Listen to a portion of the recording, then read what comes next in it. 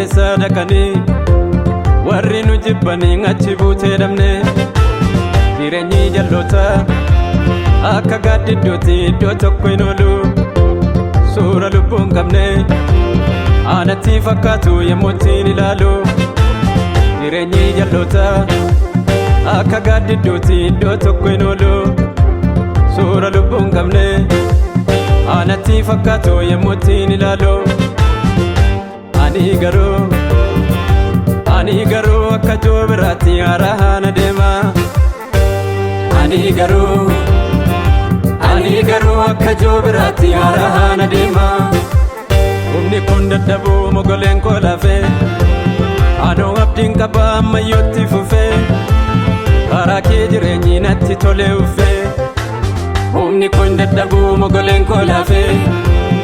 anoo abdiin qaba ammayyootti fufee karaa kee jireenyi natti tolee uffee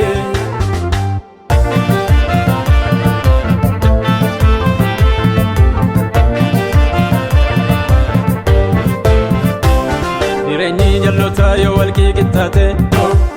borontoon toloota onaa yoo fakkaate hunnan wallaalchisu dhiirri namummaa koo inni jaan mul'atu yoo gaddumaa deemee namni na tuffatu hunnan wallaalchisu jireenyi jalloota yoo walqii qixxaate borontoon toloota onaa yoo fakkaate hunnan wallaalchisu dhiirri namummaa koo inni jaan mul'atu yoo gaddumaa deemee namni na tuffatu hunnan wallaalchisu keessan naqaddoo bira kan koo harka kee jira jireenyi bara bara keessan naqaddoo bira kan koo harka kee jira jireenyi bara bara keessan naqaddoo bira kan koo harka kee jira jireenyi bara bara keessan naqaddoo bira kan koo harka kee jira jireenyi bara bara keessan naqaddoo bira kan koo harka kee jira jireenyi bara bara keessan naqaddoo bira kan koo harka kee jira jireenyi bara bara kan koo harka kee jira kan koo harka kee jira kan koo harka kee jira jireenyi bara bara kan koo harka kee jira jireenyi bara bara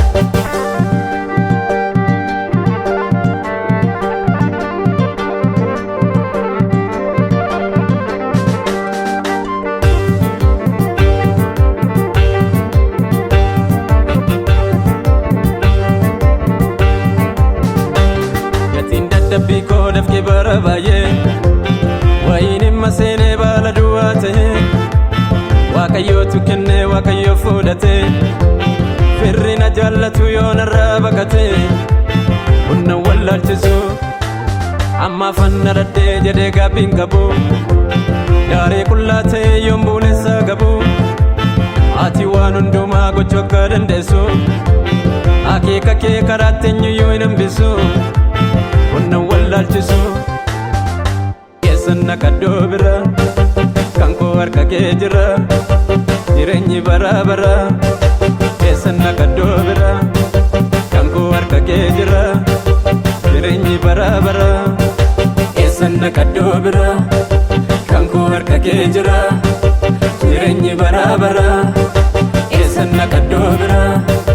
kan koo harka kee jira jireenyi bara bara Ebi korka kee jiran ko, hanko harka kee jiran ko,